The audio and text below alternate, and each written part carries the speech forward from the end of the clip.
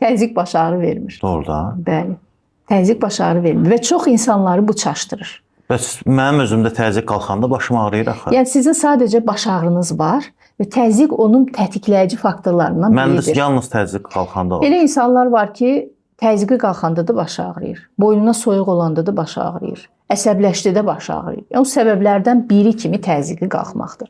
Amma hipertoniya xəstəliyi ki var, təzyiq xəstəliyi. Onun əlamətlərini oxusaq, onun içində yəni baş ağrı. Baş ağrı yoxdur. Xeyr, yəni təzyiq baş ağrı vermir və çox insanlar səhv eləyir.